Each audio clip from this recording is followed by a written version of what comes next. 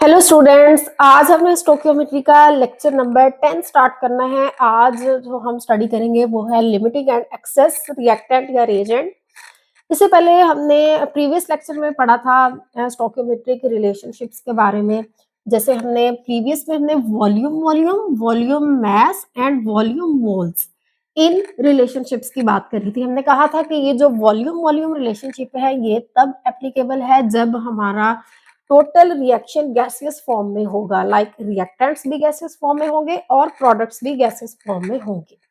जैसे हमने hydrogen oxygen मिलते हैं तो वाटर वेपर्स बनते हैं। ओके, तो हमने कहा था कि जब हम वॉल्यूम रिलेशनशिप की बात करेंगे, पहली बात तो ये कि हमारे रिएक्टेंट्स भी गैसियस फॉर्म में होंगे, प्रोडक्ट्स भी गैसियस फॉर्म में होगा। सेकंड ये कि हम वॉल्यूम रिलेशनशिप में नंबर ऑफ मोल्स को डायरेक्टली रिलेट करते हैं टू लीटर्स। जैसे हम यहाँ पे कहेंगे कि 2 litres hydrogen reacts with 1 litre oxygen to produce 2 litres water. Okay, फिर हमने एवोगाड्रोस लॉ को भी डिस्कस किया था और हमने कुछ कंसेप्चुअल 2 क्वेश्चंस थे, हीलियम बैलून्स वाले और ऑक्सीजन बैलून वाले, वो सोल्व आउट किए थे। और फिर हमने सैंपल प्रॉब्लम्स, न्यूमेरिकल्स और ये सब किया था। और फिर वॉल्यूम मैस रिलेशनशिप और वॉल्यूम मोल रिलेशनशिप, इससे रिलेटेड भी हमने न्यूमेरिकल्स, सैंपल प्रॉब्लम्स किए थे। और फिर हमने एंड पे एमसीक्यूज प्रैक्टिस किए थे और एमसीक्यूज बहुत इंपॉर्टेंट थे, बहुत ज्यादा कंसेप्चुअल थे। आज जो हमने स्टडी करना है वो है लिमिटिंग एंड एक्सेस रिएक्टेंट या रिएजेंट। सबसे पहले हम लिमिटिंग रिएक्टेंट या इसको लिमिटिंग रिएजेंट भी कहते हैं, लेकिन रिएक्टेंट और रिएजेंट में भी डिफरेंस है। सबसे पहले हम ये देखते हैं कि रिएक्टेंट और रिएजेंट में क्या डिफरेंस है। आप लोग अपने कॉपी पेन निकाल लें और हम अपना लेक्चर स्टार्ट करने लगे हैं। My name is Hafsa Fatima Asif. तो सबसे पहले हम ये देखेंगे कि रिएक्टेंट और रिएजेंट में क्या डिफरेंस है। ठीक है, रिएक्टेंट होता है substance that is consumed during reaction. Substance जिसने कंज्यूम होना होता है, ये आर क्रॉस एन, ये रिएक्शन का शॉर्ट फॉर्म है। अब आप लोग एग्जाम्स में यू ना लिखने लग जाना, आप पूरा रिएक्शन स्पेल करेंगे। लेकिन रिएजेंट होता है सब्सटेंस दैट इज एडिड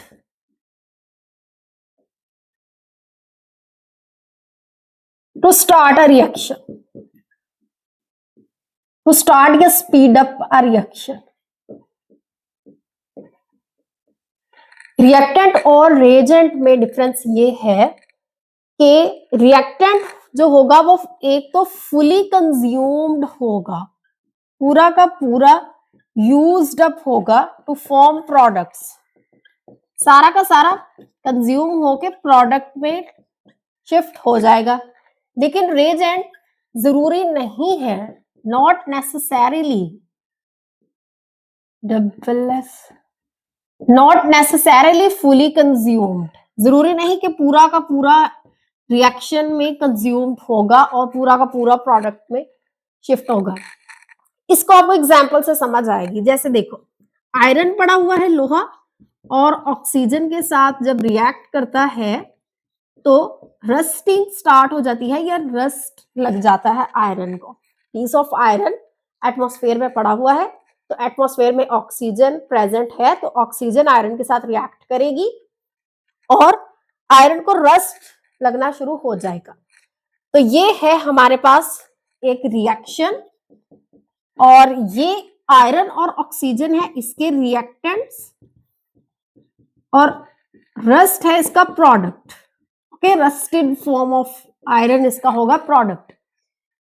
लेकिन अगर हम if we sprinkle water on iron,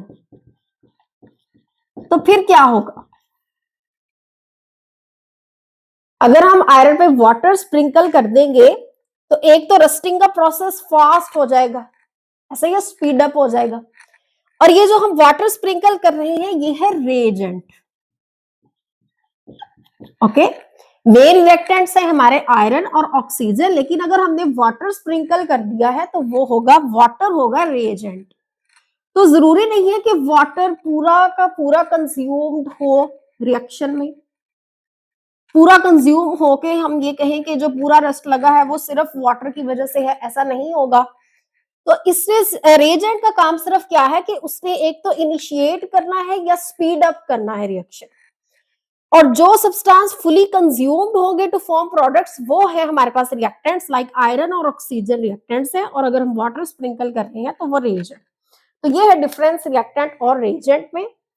अब हम देखते हैं कि लिमिटिंग रिएक्टेंट क्या होता है, या इसको हम लिमिटिंग रिएजेंट भी कह सकते हैं, क्योंकि कुछ रिएक्शंस में हम वो वाला जो सब्सटेंस होगा जिसे हम कहेंगे कि ये लिमिटिंग है, वो एज अ रिएक्टेंट यूज होगा, और कुछ ऐसे रिएक्शंस होंगे जिसमें substance as a reagent use हो सकता है। तो इसलिए लिमिटिंग रिएक्टेंट एंड रिएजेंट, इसी तरह एक्सेस रिएक्टेंट एंड रिएजेंट दोनों ही हम कह सकते हैं, क्योंकि दोनों के लिहाज से हम इसको स्टडी करेंगे। तो स्टूडेंट्स, लिमिटिंग रिएक्टेंट या रिएजेंट को समझने से पहले हम एक थोड़ा सा इसका हिस्टोरिकल बैकग्राउंड वो समझेंगे कि हमें पता है कि जो बैलेंस्ड केमिकल इक्वेशन होती है, ये BC is balanced chemical equation, ये इक्वेशन हमें एक परफेक्ट आइडियल परफेक्ट रेशियो बताती है।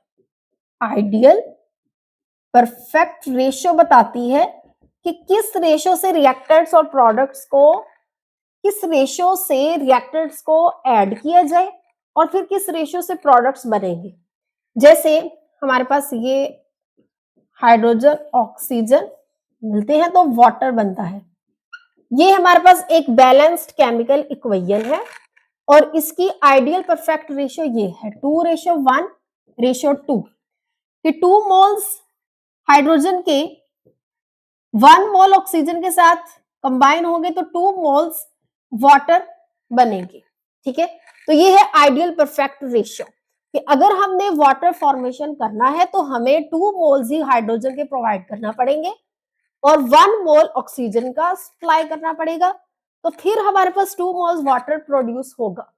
लेकिन जब हम रियल लाइफ या कुछ इंडस्ट्रियल प्रोसेसेस देखते हैं तो जरूरी नहीं है कि हम इसी आइडियल परफेक्ट रेशियो तक ही रिस्ट्रिक्ट रहे, हम इसको थोड़ा सा जो है वो फ्लक्चुएट कर सकते हैं, क्योंकि इंडस्ट्री में एक तो लार्ज स्केल प्रोडक्शन हो रहा होता है, तो थोड़ा जरूरी ऐसा नहीं रहता कि 2 मोल्स ही हाइड्रोजन के हम ऐड कर रहे हैं या 1 मोल ही ऑक्सीजन का ऐड कर रहे हैं और फिर 2 मोल्स वाटर बनाने के लिए।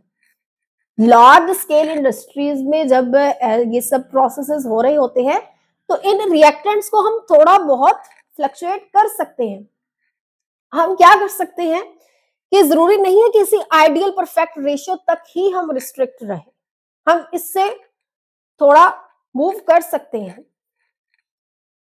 हम इसमें 2 कंडीशंस देख सकते हैं, एक ये कि हम कुछ एक रिएक्टेंट को ज्यादा सप्लाई कर देंगे, एक्स्ट्रा ऐड कर देंगे, और दूसरा रिएक्टेंट वो हम हो सकता है कि कम ऐड कर दें, क्योंकि हम इस आइडियल परफेक्ट रेशियो से थोड़ा बहुत मूव कर सकते हैं ना। तो ऐसा हो सकता है कि एक रिएक्टेंट हम थोड़ा ज्यादा प्रोवाइड कर दें और एक रिएक्टेंट थोड़ा कम प्रोवाइड कर दें।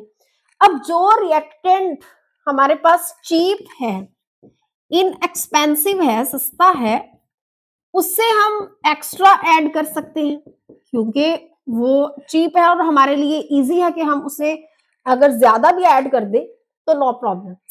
लेकिन जो रिएक्टेंट थोड़ा एक्सपेंसिव है तो उसे हम बस एज पर रिक्वायरमेंट ही ऐड करेंगे, या कभी कभी उससे भी कम ऐड हो जाता है।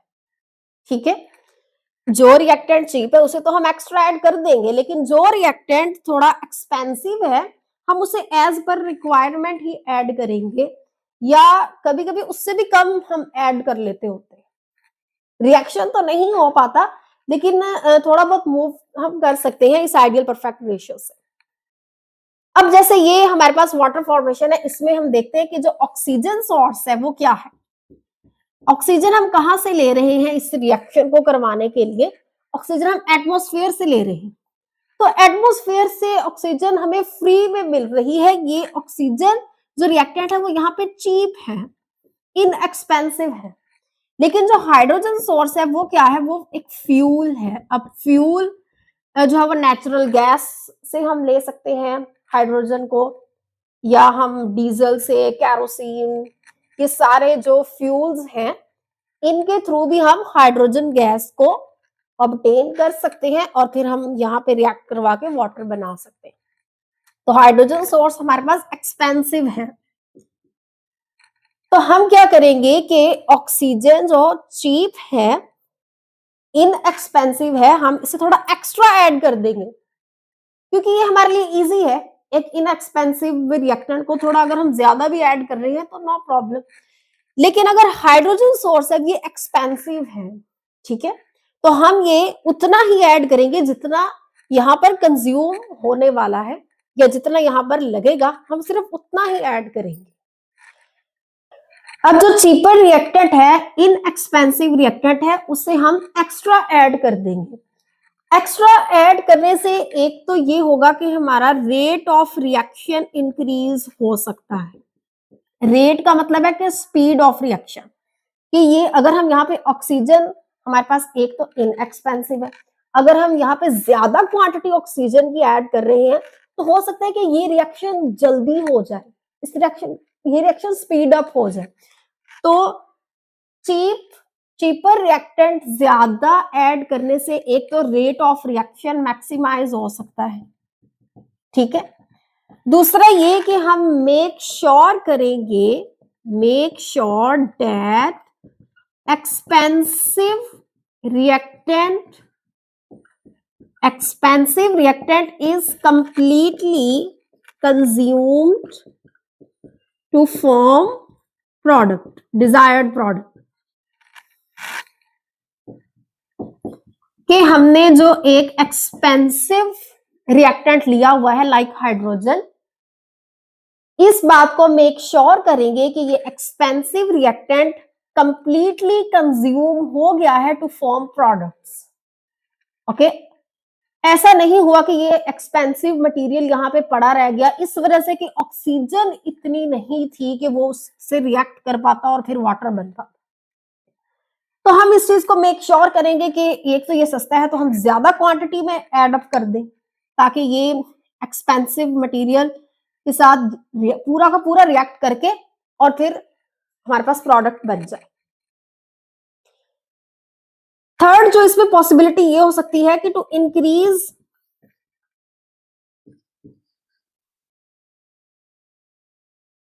अमाउंट ऑफ प्रोडक्ट, कि ऐसा भी हो सकता है कि प्रोडक्ट थोड़ा सा ज्यादा बन जाए। वैसे तो ये थोड़ा इनएक्यूरेट है ये कहना, क्योंकि ऑक्सीजन हम जितना ज्यादा भी सप्लाई कर दें, अगर 2 मोल्स हाइड्रोजन है तो उसने 1 मोल ऑक्सीजन के साथ ही रिएक्ट करना है। अगर हमने इसको एक्सेस में प्रोवाइड किया भी हुआ है तो ऐसा नहीं है कि वो पूरा एक्सेस के साथ ही रिएक्ट कर जाएगा, लेकिन थोड़ा बहुत एक्सेस के साथ रिएक्ट कर सकता है। हम ऐसे कह सकते हैं कि जहां यहाँ पे 0.5 मोल्स या इससे भी कम मोल्स हो सकते हैं ज्यादा बन जाए। तो ये थर्ड पॉइंट थोड़ा सा कंफ्यूजिंग है, ये हमारे कंसेप्ट को इतना क्लियर नहीं कर पाता। लेकिन जो फर्स्ट 2 है वो ये है कि एक तो ऑक्सीजन ज्यादा सप्लाई करने से रेट ऑफ रिएक्शन भी इंक्रीज हो सकता है, रिएक्शन का स्पीड इंक्रीज हो सकता है। दूसरा, हम इस बात को मेक श्योर करेंगे कि हमारा जो एक्सपेंसिव मटेरियल है ये कंप्लीटली कंज्यूम्ड हो रहा है। ऐसा नहीं रहा यहाँ पे कि ऑक्सीजन की यहाँ पे कंजम्पशन कम थी जिसकी वजह से ये अनरिएक्टेड रह गया, या ऐसा प्रोसेस नहीं होगा। तो अब लिमिटिंग रिएक्टेंट की हम अब डेफिनेशन लिख सकते हैं कि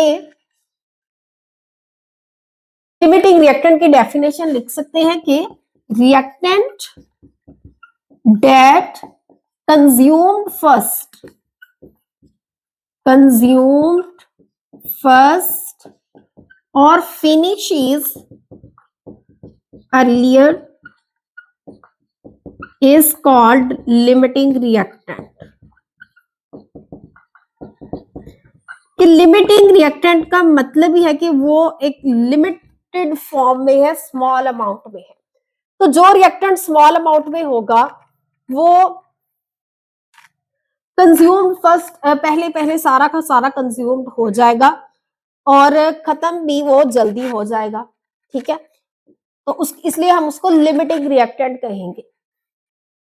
और जो एक्सपेंसिव है रिएक्टेंट वो हमारा मोस्टली लिमिटिंग रिएक्टेंट होता है, ठीक है। जैसे हाइड्रोजन और ऑक्सीजन, इसमें एक्सपेंसिव है हाइड्रोजन, तो हाइड्रोजन हम उतना ही लेंगे जितना चाहिए, तो हाइड्रोजन क्या है, लिमिटिंग रिएक्टेंट है, ठीक है। एक तो हाइड्रोजन जल्दी कंज्यूम हो जाएगा, जल्दी खत्म हो जाएगा इस रिएक्शन के दौरान, लेकिन जो ऑक्सीजन है ये एक तो इनएक्सपेंसिव है, हमने एक्स्ट्रा भी ऐड किया हुआ है, और जिसकी वजह से ये अनरिएक्टेड रह जाएगा at the end of the reaction, कि जितना ऑक्सीजन यहाँ से कंज्यूम होना था हाइड्रोजन के साथ हो चुका, बाकी का जो हमने प्रोवाइड किया था वो यहाँ पे अनरिएक्टेड फॉर्म में रह जाए, तो इसलिए वो होगा एक्सेस रिएक्टेंट।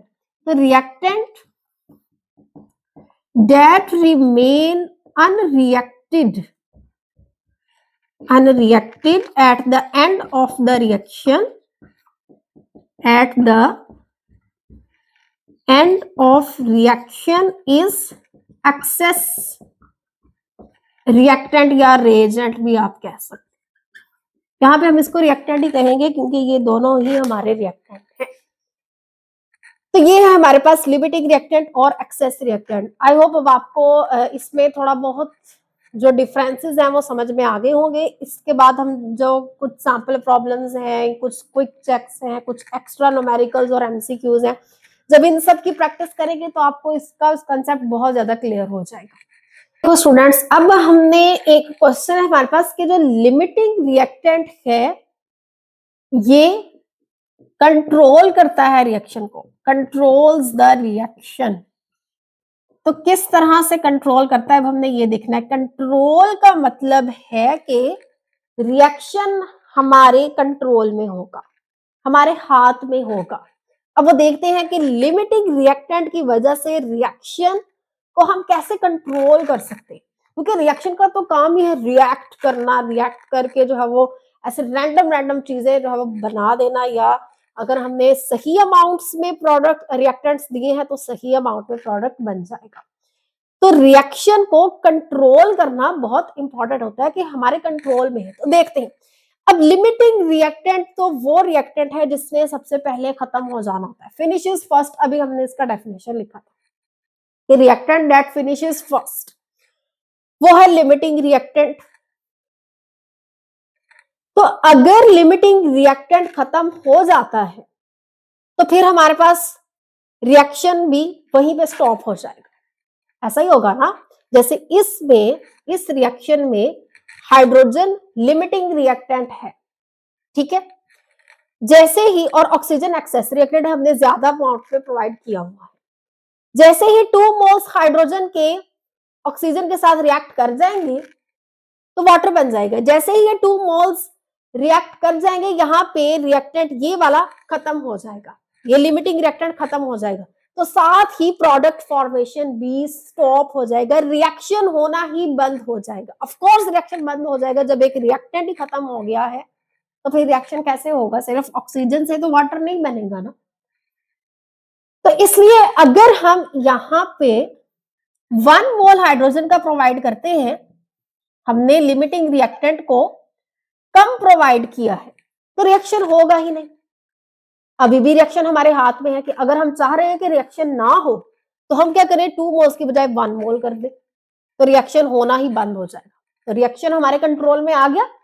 अगर हम यहाँ 2 की बजाय जो है वो 4 मोल्स हाइड्रोजन के कर दे तो फिर यहाँ पे भी 4 मोल्स वाटर ही बन जाएंगे। ये 2 मोल्स ऑक्सीजन के साथ रिएक्ट कर जाएगा, क्योंकि ऑक्सीजन तो पहले ही एक्सेस में है ना। हमने जितना हाइड्रोजन प्रोवाइड करेंगे, जितना ज्यादा हाइड्रोजन प्रोवाइड कर देंगे, उतने ही ज्यादा ऑक्सीजन के साथ रिएक्ट कर जाएगा। ऑक्सीजन तो ऑलरेडी एक्सेस में पड़ी हुई है, तो उतना ही ज्यादा वाटर बन जाएगा। अगर अब हम चाह रहे हैं कि हमारा प्रोडक्ट ज्यादा बने तो हमने रिएक्टेंट भी ज्यादा कर दिया और लिमिटिंग रिएक्टेंट को ज्यादा किया है, ठीक है। अभी भी रिएक्शन हमारे कंट्रोल में है कि हमने जब चाहा तो लिमिटिंग रिएक्टेंट ज्यादा कर दिया और इतना प्रोडक्ट बना दिया, ठीक है। इसको और ज्यादा कर देंगे, तो हम अगर चाह रहे हैं कि और ज्यादा प्रोडक्ट बने तो और ज्यादा ऑक्सीजन के साथ रिएक्ट करके ज्यादा प्रोडक्ट बन जाएगा। तो इसे कहते हैं कि रिएक्शन हमारे कंट्रोल में है, रिएक्शन अंडर कंट्रोल है। हम जितना प्रोडक्ट चाह रहे हैं बने उतना ही बन रहा है। अगर हम रिएक्शन स्टॉप करवाना चाह रहे हैं तो रिएक्शन स्टॉप भी हो सकता है, रिएक्शन को ज्यादा करना चाह रहे हैं तो रिएक्शन ज्यादा भी हो सकता है। इसलिए जो लिमिटिंग रिएक्टेंट है, ये सारा लिमिटिंग रिएक्टेंट की वजह से हो रहा है। तो लिमिटिंग रिएक्टेंट रिएक्शन को कंट्रोल करता है, ठीक है।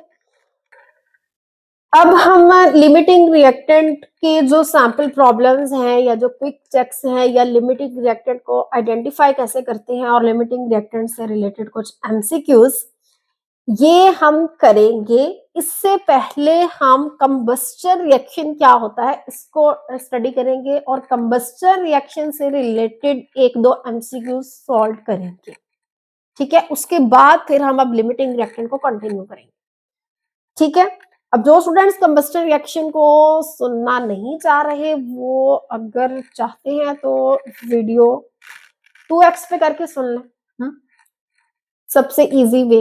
या 2x पे भी नहीं करके सुना चाहते तो यहाँ से थोड़ा स्किप कर दे, जहां से हम लिमिटिंग रिएक्टेंट को कंटिन्यू करेंगे वहां से देखना शुरू कर दें, ठीक है। अब सबसे पहले हम देखेंगे कि कंबस्चन रिएक्शन क्या है। फायर इज कंबस्चन रिएक्शन, जो आग लगना होता है ये कंबस्चन रिएक्शन है। फायर किस तरह से लगती है, देखो जब फ्यूल और ऑक्सीजन रिएक्ट करते हैं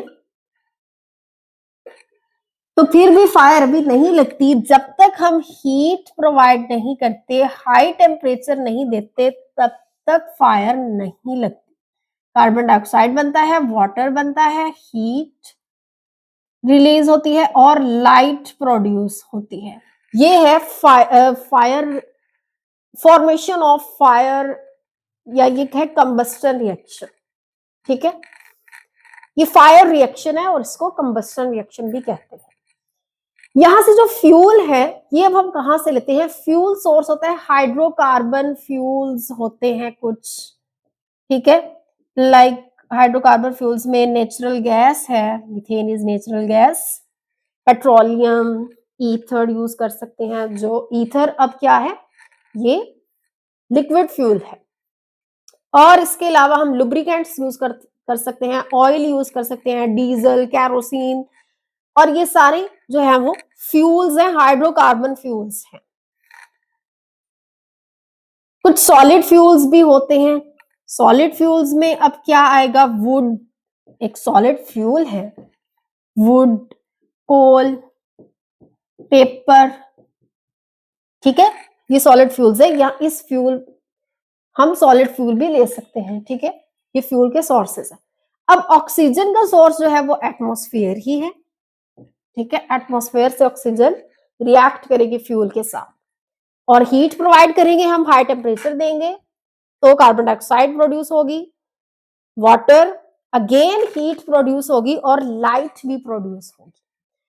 अब ये जो फायर रिएक्शन है ये अब स्पॉन्टेनियस हो जाता है, खुद ब खुद प्रोसीड करता रहता है। फायर को स्मूथर करना यानी कि फायर को कम करना इमीडिएटली कम नहीं कर सकते हम, कांट बी इमीडिएटली स्टॉप्ड, फौरन से जो है इसको हम स्टॉप नहीं कर सकते फायर को, क्योंकि एक स्पॉन्टेनियस रिएक्शन है, ये खुद ब खुद प्रोसीड होता रहता है। क्यों खुद ब खुद प्रोसीड होता रहता है, क्योंकि फायर के प्रोसेस में ही हीट भी रिलीज होती है और ये हीट इनफ होती है कि फायर अगेन इग्निशन स्टार्ट हो जाए और अगेन जो है वो ये रिएक्शन फुल स्पीड से अकर होना शुरू हो जाए, क्योंकि हीट रिलीज हो रही है और ये हीट इतनी ज्यादा होती है कि फायर स्टॉप ही नहीं हो पाती। ये हीट फिर अगेन ऑक्सीजन फ्यूल के साथ रिएक्ट करती है और फायर इस तरह से कंटिन्यू रहती है।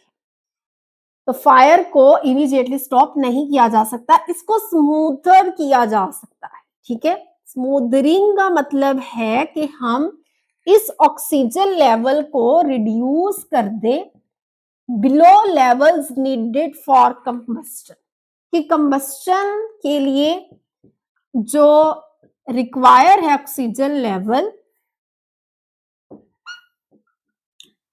उससे हम कम कर दें, अगर ऑक्सीजन बहुत ही थोड़ा अमाउंट अगर यहाँ पे ऑक्सीजन का कर दे, तो फिर ये रिएक्शन स्टॉप हो सकता है, फायर वाला।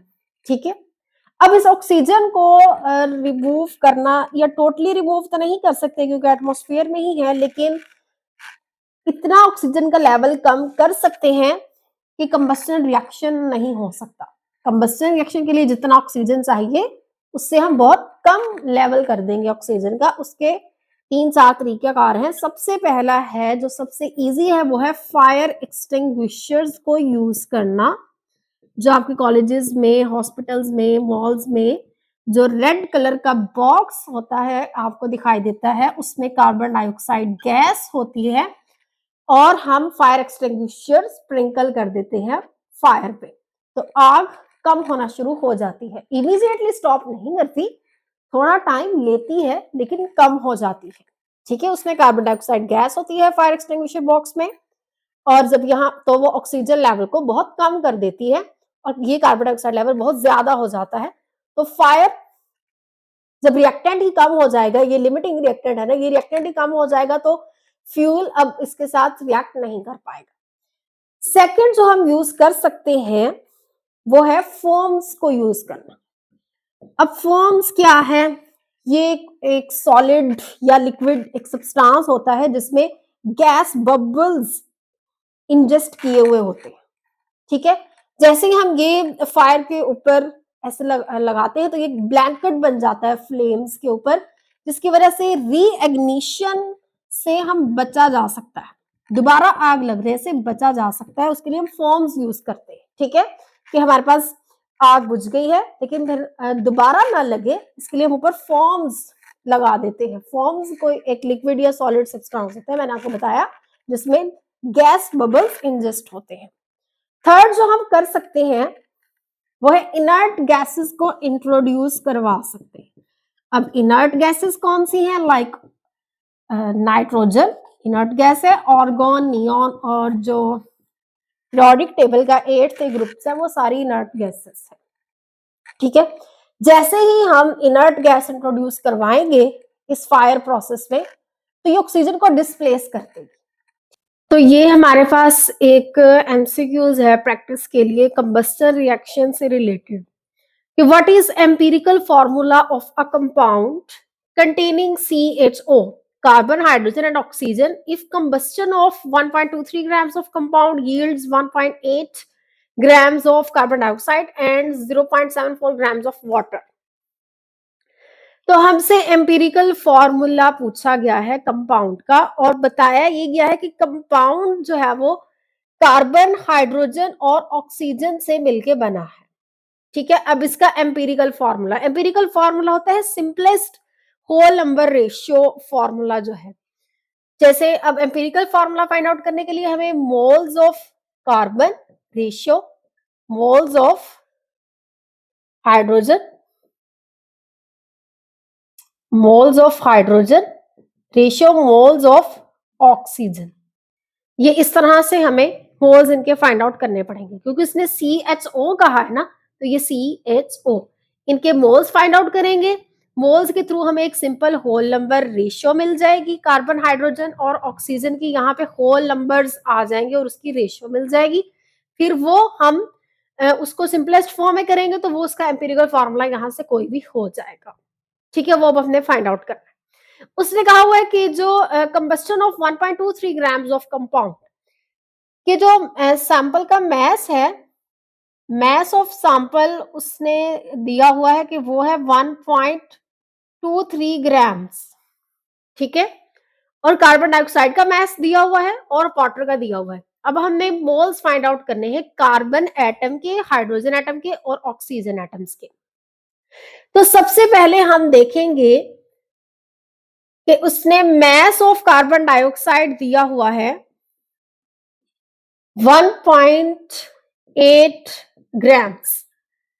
ठीक है, अब हम यहां से मोल्स सबसे पहले फाइंड आउट कर लेंगे कार्बन डाइऑक्साइड के। ठीक है, moles is equal to mass over molar mass. तो 1.8 divided by molar mass carbon dioxide का 44, तो जब इसको डिवाइड करेंगे तो आंसर आएगा 0.4090। अब ये कार्बन डाइऑक्साइड के मोल्स आ गए हैं, लेकिन हमें कार्बन एटम के मोल्स चाहिए, तो हम कार्बन डाइऑक्साइड के मोल्स से कार्बन एटम के मोल्स फाइंड आउट कर लेंगे।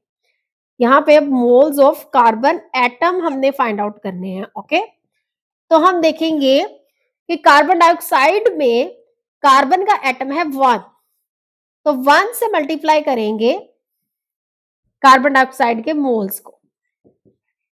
ठीक है, ये हमने पहले भी ये प्रोसेस कर लिया है कि एटम्स के मोल्स को कैसे फाइंड आउट करते हैं, मॉलिक्यूल्स के मोल्स से किस तरह से फाइंड आउट करने हैं। शायद क्विक चेक था, जो सेकंड वाला क्विक चेक था, या शायद फर्स्ट वाला क्विक चेक चैप्टर के स्टार्ट में, वहां पे हमने इस प्रोसेस को यूज किया था, जिसके थ्रू हमने एटम्स के मोल्स फाइंड आउट किए थे। अब ये है मोल्स ऑफ कार्बन डाइऑक्साइड। अब हम फाइंड आउट करते हैं मोल्स ऑफ वाटर, क्योंकि उसने वाटर का मास दिया हुआ है 0.74 डिवाइडेड बाय मोलर मास है वाटर का 18, तो ये मोल्स ऑफ वाटर आ जाएंगे। इसको जब डिवाइड करेंगे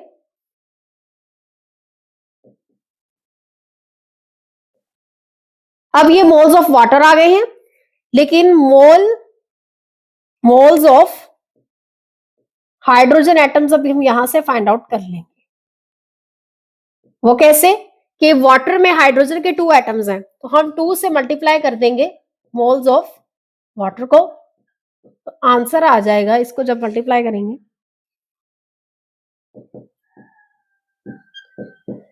ठीक है, ये मोल्स ऑफ कार्बन एटम आ गए हैं। तो मोल्स ऑफ कार्बन एटम भी हमारे पास आ गए हैं, मोल्स ऑफ हाइड्रोजन एटम भी आ गए, लेकिन मोल्स ऑफ ऑक्सीजन एटम नहीं है। तो अब आप कहेंगे कि ऑक्सीजन एटम्स के मोल्स हम क्योंकि कार्बन डाइऑक्साइड में भी 2 एटम्स है ऑक्सीजन की, वाटर में भी 1 एटम है ऑक्सीजन का, तो हम यहां से ही ऑक्सीजन के मोल्स फाइंड आउट कर सकते हैं।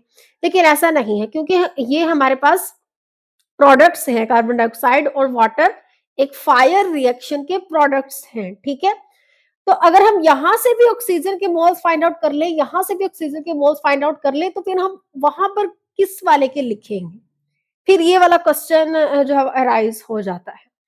तो इसलिए इसको फाइंड आउट करने का बेस्ट वे ये है कि सबसे पहले हम mess of oxygen atom find out करेंगे, मैस के बाद फिर हम मैस को मोल्स में ट्रांसफर कर लेंगे, जो हमारा फॉर्मूला है, जो हमें पता है कि we know that moles is equal to mass over molar mass. अगर हमारे पास मैस ऑफ ऑक्सीजन एटम आ जाएगा तो हम वहां से मोल्स फाइंड आउट कर लेंगे, क्योंकि मैस ओवर मोलर मास 16 से मल्टीप्लाई करके हमारे पास मोल्स ऑफ ऑक्सीजन एटम भी आ जाएंगे। लेकिन अब प्रॉब्लम ये है कि मैस ऑफ ऑक्सीजन एटम कैसे फाइंड आउट करें। तो देखो, मैस ऑफ ऑक्सीजन एटम किस तरह से फाइंड आउट करेंगे। मैस ऑफ ऑक्सीजन एटम, उसके लिए हम ये वाला ट्रिक यूज करेंगे कि सैंपल मैस या mass of sample minus mass of carbon atom plus mass of hydrogen atom. ठीक है, कि जो टोटल सैंपल का मैस है, जो टोटल सैंपल का मैस है, सैंपल कार्बन हाइड्रोजन और ऑक्सीजन एटम्स से मिलके बना है, उस सैंपल में से हम कार्बन और हाइड्रोजन के मैस को माइनस कर देंगे। टोटल सैंपल के मैस में से कार्बन और हाइड्रोजन के मैस को माइनस कर देंगे, तो रिमेनिंग क्या रहेगा, ऑक्सीजन का मैस रहेगा।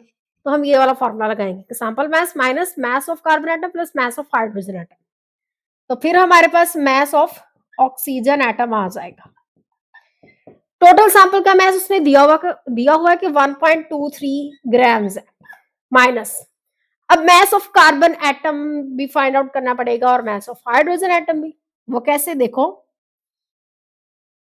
कि हमें मोल्स ऑफ कार्बन एटम तो पता है, यही है ना 0.40, तो वी नो डेट कि जब मोल्स पता है तो मैस फाइंड आउट करना है, तो mass is equal to moles cross molar mass. यही वाला formula, moles is equal to mass over molar mass, mass find out करना है तो हम मोल्स को मोलर मास से मल्टीप्लाई कर देंगे। अब कार्बन के केस में हम इसके मोल्स को जो कि है 0.409 इसको मल्टीप्लाई कर देंगे molar mass of carbon which is 12 plus इसी तरह हाइड्रोजन का भी, हाइड्रोजन एटम का भी मास फाइंड आउट करेंगे। हाइड्रोजन एटम के मोल्स हमें पता है 0.08215 और इसको इसके मोलर मास हाइड्रोजन के साथ मल्टीप्लाई कर देंगे। ठीक है, ये आपको समझ में आएगा मास ऑफ कार्बन एटम कैसे फाइंड आउट किया, mass of hydrogen atom moles cross molar मास के थ्रू। तो मास ऑफ ऑक्सीजन एटम आ जाएगा फिर 1.23 माइनस, अब ये कैलकुलेशंस करो आप, तो ये 0.574 आ जाएगा। ठीक है, इसको माइनस जब हम करेंगे तो हमारे पास मास ऑफ ऑक्सीजन एटम आ जाएगा।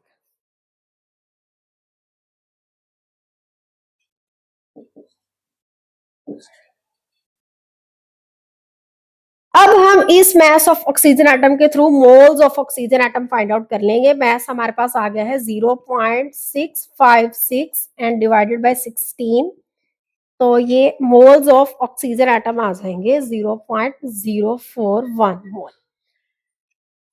अब हम यहां पर पुट कर देंगे मोल्स ऑफ कार्बन, हाइड्रोजन और ऑक्सीजन। मोल्स ऑफ कार्बन कितने हैं 0.4090, मोल्स ऑफ हाइड्रोजन 0.08215 और मोल्स ऑफ ऑक्सीजन है 0.041। ठीक है, अब हमने ये हमारे पास मोल्स आ गए हैं। अब हमने इसको एम्पिरिकल फॉर्मूला में एक सिंपल होल नंबर रेशियो में कन्वर्ट करना है। तो सबसे पहले हम देखेंगे कि इन तीनों में से सबसे स्मॉलेस्ट नंबर कौन सा है। 0.082, 0.041, 0.041 सबसे स्मॉलेस्ट है, तीनों मोल्स में से सबसे स्मॉलेस्ट है मोल्स ऑफ ऑक्सीजन। तो अब हम इस पूरी इक्वेशन को 0.041 से डिवाइड करते हैं। ठीक है, पूरी इक्वेशन को 0.041 से जब डिवाइड करेंगे तो फिर हमारे पास एक सिंपल होल नंबर रेशियो आ जाएगी। आप कैलकुलेटर्स पे इसको डिवाइड करके भी देख लो। इसको जब हम डिवाइड करेंगे तो आंसर आएगा 1:2:1। तो इसका मतलब है कार्बन का सिंपल होल नंबर रेशियो है 1, हाइड्रोजन का 2 और ऑक्सीजन का 1। तो क्या फॉर्मूला फिर डिराइव होता है CH2O। तो ये C option is the correct one, इसमें ही है हमारे पास सिंपल होल नंबर रेशियो। तो इस तरह से एम्पिरिकल फॉर्मूला कैलकुलेट किया जाता है। तो पहले हमने कोई क्वेश्चन ऐसा नहीं किया था जिसमें हमने एम्पिरिकल फार्मूला को या मॉलिक्यूलर फार्मूला को किस तरह से फाइंड आउट करते हैं, हमने किसी भी एग्जाम्पल में या आपकी बुक पे भी ऐसा कुछ मेथड मेंशन नहीं था। हालांकि ये स्टोकियोमेट्री की एक कोर चीज है कि एम्पिरिकल फार्मूला कैसे फाइंड आउट किया जाता है। तो अब आपको इस कंबस्टर रिएक्शन के थ्रू पता चल गया है कि एम्पिरिकल फार्मूला इस तरह से डिराइव किया जाता है। अगर कोई एमसीक्यूज आता है कि right empirical formula of this this, तो आप ये वाला मेथड अप्लाई करोगे। ओके, कि अगर हमारे कि हमने मोल्स फाइंड आउट करने होते हैं एटम्स के। ठीक है, तो मोल्स फाइंड आउट करने के अगर सिंपल हमारे पास हर चीज अवेलेबल है तो सिंपल फार्मूलाज लगा देंगे। अगर हमें थोड़ा सा ये ट्रिक यूज करनी पड़ रही है तो हम इसको भी यूज करेंगे कि मास ऑफ ऑक्सीजन एटम या किसी भी एक सिंगल एटम का कि सैंपल मास में से अगर सैंपल मास 3 एलिमेंट्स से मिलके बना है तो 2 को माइनस कर देंगे तो जो लेफ्ट रह जाएगा वो उस सिंगल एटम का मास होगा।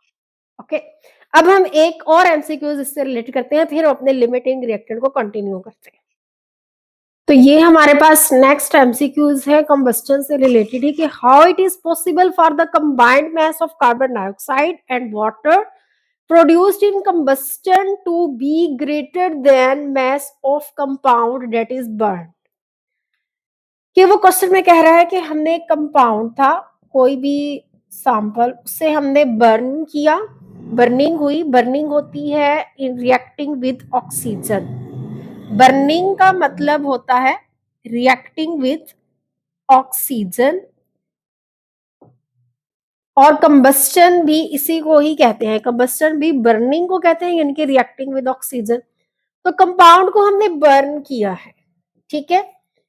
उसके बाद हमारे पास जो प्रोडक्ट्स बने हैं वो है water and carbon dioxide, and heat release होता है और लाइट भी प्रोड्यूस होता है, वो एक सेपरेट फैक्टर्स। तो अब वो कह रहा है कि हुआ क्या कि हमने जब कंपाउंड को बर्न किया तो हमारे पास प्रोडक्ट्स आए, लेकिन हमने ये नोटिस किया कि जो प्रोडक्ट्स का मैस है ये ग्रेटर है, mass of products is greater है देन मैस ऑफ रिएक्टेंट्स। अब ऐसा कैसे हो सकता है कि हमने एक चीज जो गिवन है, हमने जो सप्लाई की, ठीक है, रिएक्टेंट्स हम सप्लाई करते हैं तो उन्हीं रिएक्टेंट्स ने प्रोडक्ट्स में कन्वर्ट होना होता है। तो जो रिएक्टेंट्स हमने सप्लाई किए हैं, होना तो ये चाहिए था कि उन रिएक्टेंट्स से जो प्रोडक्ट बना है, प्रोडक्ट का मैस या तो रिएक्टेंट के इक्वल होता, इक्वल होता तो वो भी 100% एफिशिएंसी होनी थी कि जितने हमने सप्लाई किए और उतना ही जो है वो मैस हमें प्रोडक्ट में मिल रहा है, आउटपुट भी उतनी ही मिल रही है जितना हमने इनपुट सप्लाई किया। लेकिन यहां पर केस क्या हो रहा है कि प्रोडक्ट का मैस तो ज्यादा हो जाता है, हमने रिएक्टेंट सप्लाई किए और उन्हीं रिएक्टेंट्स से जो प्रोडक्ट बने उनका मैस ज्यादा हो गया है देन रिएक्टेंट्स। ये ऐसा सिर्फ कंबस्टन रिएक्शन में ही हुआ है, ठीक है। अब वो कह रहे हैं कि ऐसा क्यों है, ये उसने कंडीशंस दी हुई है 5, इनमें से बताओ कि किस कंडीशन की वजह से ऐसा है कि प्रोडक्ट का मैस ज्यादा हो गया है देन रिएक्टेंट्स। कि देयर इज एक्सपेरिमेंटल एरर, कि क्या आपने कोई एक्सपेरिमेंट में एरर किया है। देखो एरर हो सकते हैं, लेकिन ये एक कोई एक्सप्लेनेशन नहीं है इस क्वेश्चन की, ये एक जनरल एक्सप्लेनेशन नहीं है, ये इसका आंसर नहीं हो सकता। आगे different balances are used to determine mass before and after combustion, कि कंबस्टन से पहले जो रिएक्टेंट्स थे उसको मेजर करने के लिए आपने एक बैलेंस यूज किया, मेजरिंग बैलेंस जो होता है, ठीक है। और प्रोडक्ट्स के मैस को मेजर करने के लिए आपने उस बैलेंस को नहीं बल्कि किसी और बैलेंस को जो थोड़ा ज्यादा एक्यूरेट है या थोड़ा एडवांस है उसको यूज कर लिया, तो इस वजह से मैस प्रोडक्ट का ज्यादा हो सकता है। तो ये भी एक मेजरमेंट मिसमैच है, ये भी एक इसकी रियल जो रीजन नहीं है कि प्रोडक्ट का मैस ज्यादा है, ठीक है। अब थर्ड है कि combustion violates law of conservation of mass, कि क्या ऐसा होता है कि कंबस्टन में law of conservation of mass ही हमारे पास वायलेट हो जाता है, वो ओबेड नहीं रहता। तो ये भी एक जनरल इसकी एक्सप्लेनेशन नहीं है, क्योंकि हम कोई भी रिएक्शन करवाते हैं उसमें law of conservation of mass conserve रहता है, ठीक है। Mass of reactants is equal to होता है मैस ऑफ प्रोडक्ट्स के, तो law of conservation of mass तो हर रिएक्शन में होगा। उसके बाद है कि oxygen consumed in combustion contributes to mass of product, ये इसका राइट आंसर है। वो ये कह रहा है कि कंबस्टन में जो ये ऑक्सीजन कंज्यूम होती है ये एटमॉस्फेयर से हम लेते हैं, ठीक है। तो जो कंपाउंड है वो उस ऑक्सीजन को एब्जॉर्ब करता है, ठीक है। तो जब एब्जॉर्ब कर देता है तो जो सैंपल का मैस है वो इंक्रीज हो जाता है, या ये कह लो कि जब बर्निंग हो रही होती है तभी ऑक्सीजन एब्जॉर्ब हो रही होती है ना, तो बर्निंग के प्रोसेस के बाद साथ साथ ही ये प्रोडक्ट्स बन रहे होते हैं। जैसे बर्निंग हो रही है, प्रोसेस हो रहा है, ये प्रोडक्ट्स बन रहे हैं। तो जैसे जैसे बर्निंग हो रही है ऑक्सीजन कंजम्पशन इंक्रीज होती जाती है, सिस्टम में ऑक्सीजन एडअप होती जाती है, जिसकी वजह से प्रोडक्ट्स का मैस ज्यादा हो जाता है, ठीक है।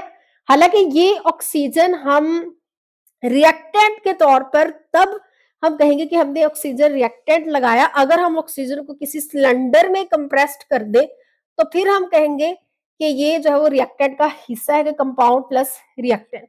लेकिन ये ऑक्सीजन जो है वो एटमॉस्फेयर से है, ठीक है, ये ज्यादा एज अ reagent काम करती है देन एज अ रिएक्टेंट। तो फिर हमारे पास ये कंबस्टर रिएक्शन में, जस्ट कंबस्टर रिएक्शन में जो ऑक्सीजन है ये बिहेव करती है एज अ reagent। ठीक है, कि जो हमने एड अप किया है सब्सटेंस, reagent वही होता है ना, substance that is added to a system to initiate reaction. ठीक है, कंपाउंड हमारा रिएक्टेंट है लेकिन ऑक्सीजन reagent है, जस्ट फॉर कंबस्टन रिएक्शंस। तो इसलिए हमारा प्रोडक्ट का मैस ज्यादा हो जाता है। फिफ्थ है कि carbon dioxide and water have greater molar mass than compound that is burn.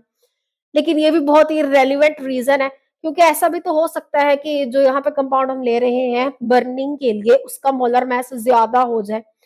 तो वो कह रहा है कि कार्बन डाइऑक्साइड और वाटर का मोलर मास ज्यादा है, उससे नहीं, ऐसा भी नहीं है। तो option D is the correct one, कि ऑक्सीजन एड अप हो रही होती है कंबस्शन रिएक्शंस में।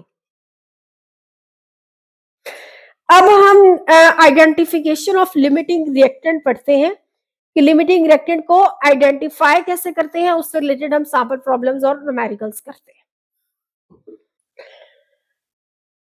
अब हम स्टार्ट करने लगे हैं आइडेंटिफिकेशन ऑफ लिमिटिंग रिएक्टेंट के। लिमिटिंग रिएक्टेंट को हमने आइडेंटिफाई करना है। ठीक है, तो हम 3 स्टेप्स फॉलो करेंगे। हमारे पास कोई भी रिएक्शन दिया हुआ होगा और वो कहेगा कि इसमें से लिमिटिंग रिएक्टेंट फाइंड आउट करो या एक्सेस रिएक्टेंट। अगर हमने लिमिटिंग रिएक्टेंट फाइंड आउट कर लिया तो जो दूसरा रिएक्टेंट होगा वो एक्सेस रिएक्टेंट होगा। तो अगर हम लिमिटिंग रिएक्टेंट फाइंड आउट कर लेंगे तो एक्सेस रिएक्टेंट फाइंड आउट करना हमारे लिए इजी होगा। ठीक है, क्योंकि जो रिमेनिंग रह जाएगा वो एक्सेस रिएक्टेंट होगा। तो हमारे पास 3 स्टेप्स हैं लिमिटिंग रिएक्टेंट को फाइंड आउट करने के या आइडेंटिफाई करने के। सबसे पहला हमने मोल्स ऑफ रिएक्टेंट्स कैलकुलेट करने हैं। ठीक है, हम सैंपल प्रॉब्लम को भी सॉल्व करेंगे साथ साथ कि ये हमारे पास एक केमिकल इक्वेशन है, इसमें ये रिएक्टेंट्स हैं और ये प्रोडक्ट्स हैं। सबसे पहला स्टेप हमने लिमिटिंग रिएक्टेंट को आइडेंटिफाई करना है। तो सबसे पहला स्टेप है कि इन रिएक्टेंट्स के मोल्स फाइंड आउट करने हैं। ठीक है, सेकंड स्टेप है कि moles of products find out करने हैं। ठीक है, प्रोडक्ट्स दिए हुए हैं 3-4, जितने भी प्रोडक्ट्स बन रहे हैं उनके मोल्स फाइंड आउट कर लें।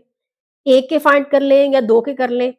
हम अपने क्वेश्चन में देखेंगे कि उसने कैलकुलेट मास ऑफ नाइट्रोजन बोला हुआ है। नाइट्रोजन प्रोडक्ट है ना, उसने सिर्फ नाइट्रोजन की बात की है तो हम सिर्फ नाइट्रोजन के ही मोल्स फाइंड आउट कर लेंगे, बाकी के मोल्स फाइंड आउट करने की जरूरत ही नहीं है। थर्ड स्टेप फिर हम आइडेंटिफाई कर लेंगे कि इसमें लिमिटिंग रिएक्टेंट कौन सा है और एक्सेस रिएक्टेंट कौन सा है। ठीक है, जिसके मोल्स कम होंगे।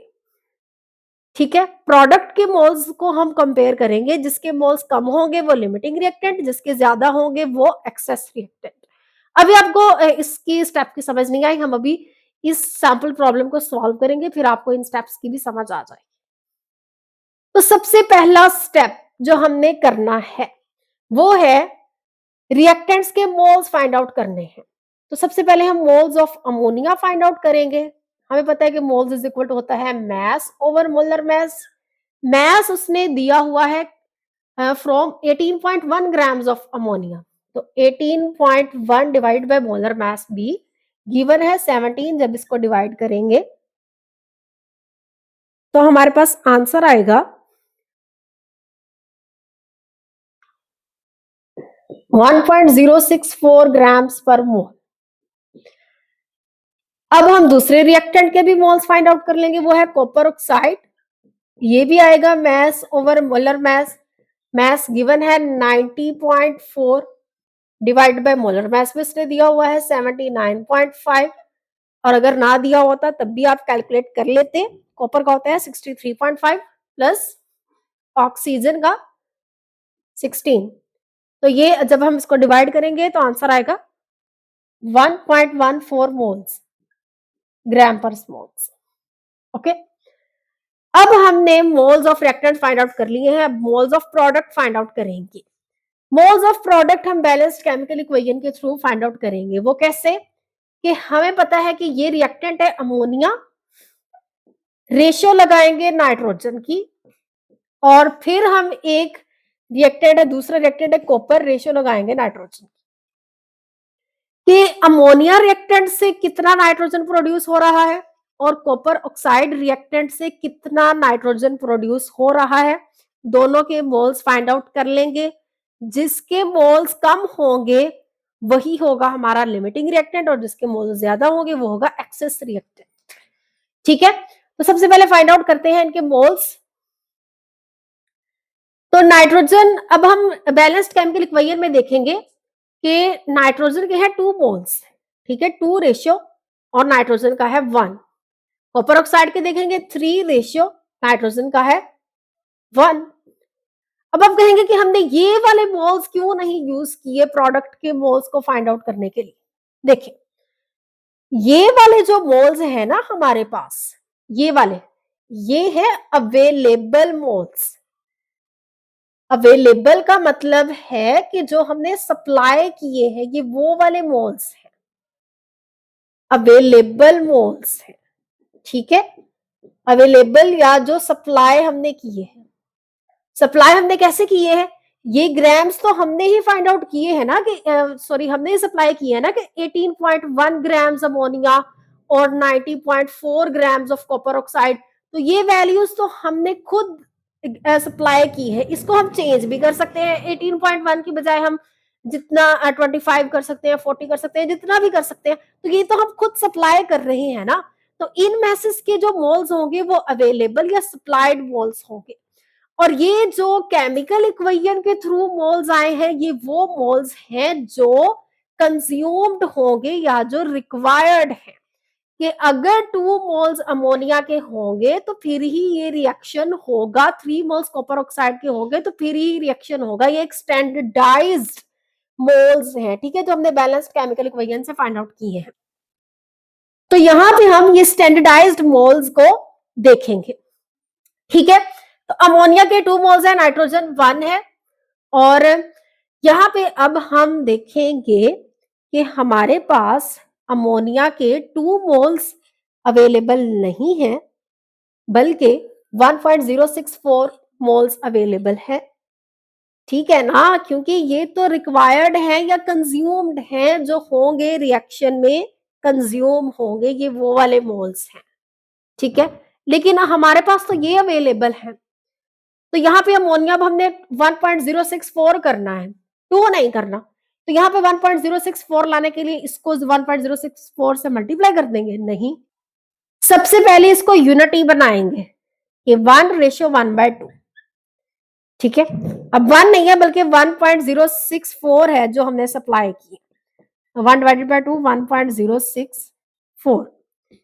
तो जब हम इसको मल्टीप्लाई करेंगे और डिवाइड करेंगे तो आंसर आएगा 0.53 मोल्स। ओके, अब इसी तरह कॉपर ऑक्साइड के जो कंज्यूम्ड होने वाले मोल्स हैं वो 3 हैं, लेकिन जो हमने सप्लाई किए हैं या जो अवेलेबल है वो 1.14 है। तो यहाँ पे 1.14 करना है, तो सबसे पहले इसको यूनिटी करेंगे। अब हम इसको 1.14 कर लेंगे, 1/3 क्रॉस 1.14। तो जब हम इसको मल्टीप्लाई करेंगे तो आंसर आएगा 0.38 मोल्स। अब हम देख रहे हैं कि अमोनिया के थ्रू जो नाइट्रोजन प्रोड्यूस हुआ है वो है 0.53 मोल्स, और कॉपर ऑक्साइड के थ्रू जो नाइट्रोजन प्रोड्यूस हुआ है वो है 0.38 मोल्स। तो 0.53 और 0.38 में से स्मॉल नंबर कौन सा है, 0.38। तो इसका मतलब कॉपर ऑक्साइड लिमिटिंग रिएक्टेंट है। तो copper oxide is limiting reactant. क्यों लिमिटिंग रिएक्टेंट है? पहली बात तो ये कि ये प्रोडक्ट कम बना रहा है, प्रोडक्ट के मोल्स कम बना रहा है। ठीक है, तो वो लिमिटिंग रिएक्टेंट होगा। और बाकी का जो दूसरा रिएक्टेंट है अमोनिया, वो ऑब्वियसली एक्सेस रिएक्टेंट ही होगा। ठीक है, इस तरह से हम अपने लिमिटिंग रिएक्टेंट को आइडेंटिफाई करेंगे। 3 स्टेप्स हैं। फर्स्ट स्टेप कि रिएक्टेंट के मोल्स फाइंड आउट करो। सेकंड स्टेप, प्रोडक्ट का मोल्स फाइंड आउट करो जो प्रोडक्ट रिक्वायर्ड है। थर्ड स्टेप, देखो कि किसने कम मोल्स प्रोड्यूस किए हैं। जिसने कम मोल्स प्रोड्यूस किए हैं वही वाला रिएक्टेंट आपका लिमिटिंग रिएक्टेंट है। अब हमारे पास कॉपर ऑक्साइड, हमें ये तो पता चल गया कि ये लिमिटिंग रिएक्टेंट है, लेकिन हमारा भी आंसर तो आया नहीं। कैलकुलेट मास ऑफ नाइट्रोजन, उसने बोला था कि mass of nitrogen find out करना है, ठीक है। अब वी नो डेट कि मोल्स इज इक्वल टू होता है मास ओवर मोलर मास, इसी के थ्रू हम mass of nitrogen find out करेंगे। यहाँ पे मोल्स लगाएंगे नाइट्रोजन के और यहाँ पे मोलर मास लगाएंगे नाइट्रोजन का, तो इसके थ्रू हमारे पास मास आ जाएगा नाइट्रोजन का इन ग्राम्स। अब मोल्स कौन से लगाएंगे नाइट्रोजन के, हमारे पास मोल्स 0.53 भी हैं, हमारे पास मोल्स 0.38 भी हैं नाइट्रोजन के, तो हम इस पे कौन से लगाएंगे, लिमिटिंग रिएक्टेंट वाले लगाएंगे, ठीक है। अब लिमिटिंग रिएक्टेंट वाले क्यों लगाएंगे, एक्सेस रिएक्टेंट वाले क्यों नहीं लगा सकते, इसका आंसर भी मैं अभी आपको देती हूँ, पहले इसकी थोड़ी सी कैलकुलेशंस को कर लो। तो यहाँ पे हम इसमें 0.38 और मल्टीप्लाई बाय 28 करेंगे, N2 का जो मोलर मास है वो 28 ही है ना, तो ये आंसर आएगा 10.62 ग्राम्स। अब देखो, अब आपने लिमिटिंग रिएक्टेंट के लॉजिक को समझना है, वो क्या कि यहाँ पे हम जो मोल्स लगा रहे हैं वो है लिमिटिंग रिएक्टेंट वाले मोल्स, एक्सेस रिएक्टेंट वाले क्यों नहीं लगा रहे, ठीक है। इसके लिए आपको एक केक रेसिपी समझनी पड़ेगी। केक रेसिपी लड़कियों को तो शायद आती ही होगी, और लड़कों आपको भी ये सीखनी पड़ेगी या यहाँ पे समझनी पड़ेगी इस तरह से कि केक रेसिपी के लिए जो मेन इंग्रेडिएंट्स होते हैं वो एक तो हम 2 मेन इंग्रेडिएंट्स जस्ट लेंगे, वैसे तो बहुत सारे होते हैं। एक हम कॉर्नफ्लोर को डिस्कस करेंगे कि एक इसका मेन इंग्रेडिएंट है कॉर्नफ्लोर, और सेकंड है बेकिंग पाउडर, ठीक है। तो ये 2 मेन इंग्रेडिएंट्स हैं। केमिस्ट्री के टर्म्स में इंग्रेडिएंट्स को बोलेंगे हम रिएक्टेंट्स। रिएक्टेंट्स वो चीज है जो हम सप्लाई करते हैं या जो अवेलेबल चीज होती है वो रिएक्टेंट्स होता है। तो यहाँ पे कॉर्नफ्लोर और बेकिंग पाउडर हमारे पास रिएक्टेंट्स हैं। हमने कॉर्नफ्लोर जो है वो सपोज 1 किलो लिया हुआ है, ठीक है, और बेकिंग पाउडर हमने सिर्फ 2 टेबलस्पून लिए हुए हैं। क्योंकि हमारे पास कॉर्नफ्लोर जो है वैसे शॉपर में घर में पड़ा हुआ था, तो हमने पूरा शॉपर ही जो है वो रख दिया है कि अपने इंग्रेडिएंट्स के तौर पर, रिएक्टेंट्स के तौर पर, कि हम यहाँ से इसको यूज करेंगे, ठीक है। और बेकिंग पाउडर हमें सिर्फ 2 टेबलस्पून ही अवेलेबल थे या सप्लाइड हमने सिर्फ 2 टेबलस्पून ही किए हैं। अब हम जब केक बनाएंगे तो कॉर्नफ्लोर हमारे पास, इसकी एक स्टोकियोमेट्री हम इंट्रोड्यूस करेंगे। अब थोड़ा केमिस्ट्री के टर्म्स में भी हम इसको पढ़ेंगे ना, सीखेंगे ना, वो इस तरह से कि अब हम अगर 1 किलो कॉर्नफ्लोर है तो हम उसमें से 3 टेबलस्पून जो है वो कॉर्नफ्लोर यूज करेंगे, और 2 टेबलस्पून ही हमारे पास अवेलेबल थे बेकिंग पाउडर के, तो हमने वही यूज किए, और हमारे पास जो प्रोडक्ट बना वो केक बन गया, ठीक है, प्रोडक्ट केक बन गया। अब ये जो 1 किलो कॉर्नफ्लोर था, ये हम कहेंगे कि ये था अवेलेबल। अवेलेबल मतलब जो हमने सप्लाई किया, इसको हम कहेंगे कि ये है अवेलेबल या जो सप्लाइड है। लेकिन उस अवेलेबल में से हम सिर्फ 3 टेबलस्पून यूज कर रहे हैं अपने रिएक्शन, अपनी रेसिपी में सिर्फ 3 टेबलस्पून यूज कर रहे हैं, ये होगा कंज्यूम्ड। कि जो कंज्यूम्ड हुआ है वो तो 3 टेबलस्पून ही है ना कॉर्नफ्लोर,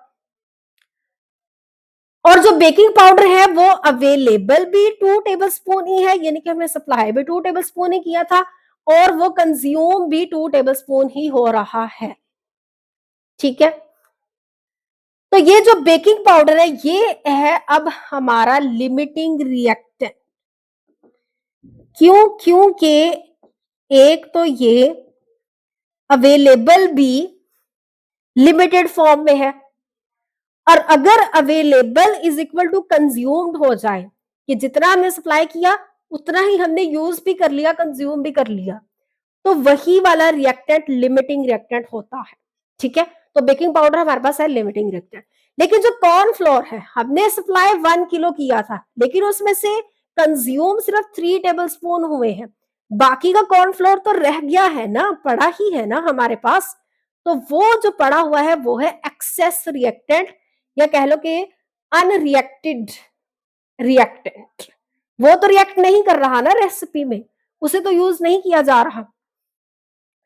तो यही एग्जाम्पल अब हम यहां पे लेंगे कि जितना लिमिटिंग रिएक्टेंट था वो हमने कंज्यूम किया, तो हमारे पास प्रोडक्ट बन गया। अब ये वाला जो अमोनिया है, इसके हम मोल्स क्यों नहीं ले रहे? क्योंकि ये हमारे पास एक्सेस है। इसके मोल्स लेने का मतलब ऐसा ही है कि हम केक रेसिपी में पूरा 1 किलो अगर हमने सप्लाई किया था, तो 1 किलो का पूरा 1 किलो ही कॉर्नफ्लोर हमने यूज कर लिया केक रेसिपी, तो वो फिर प्रोडक्ट तो ना बनेगा। अगर आप पूरा 1 किलो कॉर्नफ्लोर यूज कर रहे हो और सिर्फ 2 टेबलस्पून वो बेकिंग पाउडर डाल रहे हो, तो फिर आप जो चीज बनेगी एंड पे, उसको एटलीस्ट हम केक नहीं कहेंगे, ठीक है, वो प्रोडक्ट नहीं होगा, क्योंकि प्रोडक्ट हमारा तभी होगा जब पूरा केक बनेगा ठीक वाला। इसी तरह अगर हम यहाँ पे एक्सेस रिएक्टेंट के मोल्स ले लेते हैं, तो हमारे पास फिर ये नाइट्रोजन प्रोडक्ट नहीं बनेगा, क्योंकि हमने एक्सेस रिएक्टेंट का जितना अवेलेबल था उतना सारा कंज्यूम कर लिया। अब एटलीस्ट जो बाद में चीज बनेगी, वो जो भी घुलमलिया बनेगा उतना ज्यादा यूज करने से, उसे हम प्रोडक्ट तो नहीं कहेंगे ना, वो नाइट्रोजन तो नहीं बनेगी, वो कुछ और ही बनेगा यहाँ पर जो हमें रिक्वायर्ड नहीं है। इसलिए हम इस एक्सेस रिएक्टेंट वाले मोल्स को यूज नहीं करते। अब अगर हमें वो कहता है, इसी क्वेश्चन में हमने जो है वो ये लिमिटिंग रिएक्टेंट वाली बात कर ली, अब इसी क्वेश्चन में अगर वो हमें कहता है कि एक्सेस रिएक्टेंट की अमाउंट बताएं, ठीक है, कि हमने अमोनिया जितना अवेलेबल था, अमोनिया अब यहाँ पे एक्सेस रिएक्टेंट है ना, कि अमोनिया जितना अवेलेबल था उसमें से हमने कितना कंज्यूम किया और पीछे फिर कितना रह गया अमोनिया, वो वाली अमाउंट बताएं। ये बिल्कुल ऐसा ही है कि कॉर्नफ्लोर हमारे पास था, हमने उसमें से कितना कंज्यूम कर लिया रेसिपी में और फिर पीछे कितना रह गया, वो वाली अमाउंट बताएं। अब हम उस अमाउंट को कैलकुलेट करने लगे हैं। ये हमारे क्वेश्चन में पूछा नहीं गया, लेकिन इसी क्वेश्चन को हम यूज करते हुए वो वाली अमाउंट भी कैलकुलेट कर सकते हैं। वो कैसे? कि देखो, सबसे पहले हम अपनी इक्वेशन लिखेंगे। इक्वेशन का जैसे ये है हमारे पास इक्वेशन हमारी 3 कॉपर ऑक्साइड। अब आपको समझ में आया है ना हम क्या फाइंड आउट करने लगे? हम लेफ्ट ओवर फाइंड आउट करने लगे कि अवेलेबल में से कितना अमोनिया रह गया है, कि अवेलेबल में से कितना कंज्यूम हुआ है और फिर पीछे कितना लेफ्ट ओवर रह गया है, हम उस लेफ्ट ओवर क्वांटिटी को फाइंड आउट करने लगे। तो ये हमारे पास इक्वेशन मैंने दोबारा लिख दी। इसकी मोल इंटरप्रिटेशन कर दो कि 2 मोल्स अमोनिया के 3 मोल्स कॉपर ऑक्साइड के साथ रिएक्ट करेंगे तो 1 मोल नाइट्रोजन, 3 मोल्स कॉपर और 3 मोल्स वाटर बनेगा। अब उसको फाइंड आउट करने के लिए हमारे पास एक ही स्टेप है कि एक्सेस रिएक्टेंट को फाइंड आउट करने के लिए या लेफ्ट ओवर क्वांटिटी को फाइंड आउट करने के लिए हमने सबसे पहला स्टेप यही कि जो एक बैलेंस्ड केमिकल इक्वेशन का जो सिंपल होल नंबर रेशियो है वो लिख देना। उसके बाद यहां से जो लिमिटिंग रिएक्टेंट है उसको यूनिटी बना लेना। हमें पता है कि अमोनिया और कॉपर ऑक्साइड में से लिमिटिंग रिएक्टेंट है कॉपर ऑक्साइड, तो कॉपर ऑक्साइड को हम लिमिटिंग बनाएंगे। वो कैसे? 3 से डिवाइड कर देंगे, 2 डिवाइडेड बाई 3, ये 1 आ जाएगा, 1 डिवाइडेड बाई 3, ये 1 और रेशियो 1। अब हमारे पास कॉपर ऑक्साइड 1 नहीं है बल्कि है 1.14, अवेलेबल वाली यूज करेंगे, ठीक है ना। ये वाला तो हमने, ये वाला जो मोल्स है ना हमने फाइंड आउट किए, ये प्रोडक्ट के थे, ठीक है। अब यहाँ पे हमारे पास कॉपर ऑक्साइड 1 नहीं है बल्कि 1.14। इसको 1.14 बनाने के लिए पूरी इक्वेशन को 1.14 से मल्टीप्लाई करना पड़ेगा। अब हम क्या फाइंड आउट कर रहे हैं? Left over quantity find out कर रहे हैं कि एक्सेस में कितना रह गया है, वो अब हम क्वांटिटी फाइंड आउट करने लगे। तो जब हम इसको सॉल्व करेंगे इसका आंसर आएगा 0.78 मोल।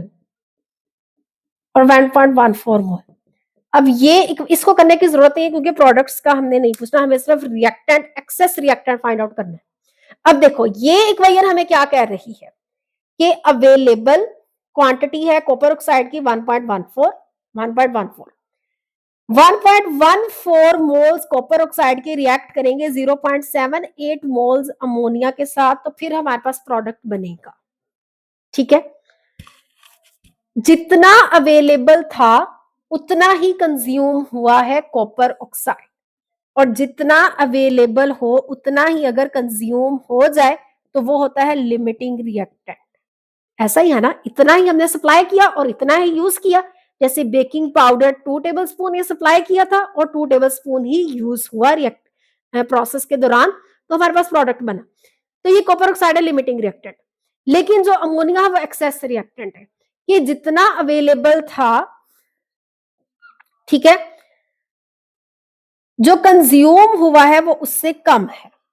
हमने एक्सेस में है ना, हमने 1.064 ग्राम्स पर मोल अवेल किए, सप्लाई किए अमोनिया के, उसमें से सिर्फ 0.78 मोल्स कंज्यूम हुए हैं। बिल्कुल ऐसे ही जैसे 1 किलो हमने अब सप्लाई किया कॉर्नफ्लोर, उसमें से 3 टेबल स्पून यूज हो गए हैं फॉर केक रेसिपी। अब जो लेफ्ट ओवर कॉर्नफ्लोर है उसको हमने फाइंड आउट करना है, या जो लेफ्ट ओवर अमोनिया रह गया है उसको हमने फाइंड आउट करना है। तो ये है हमारे पास कंज्यूम्ड, कि मोल्स अमोनिया के जो कंज्यूम्ड हैं वो अब कितने हैं, 0.78 मोल्स, और अवेलेबल कितने हैं 1.064।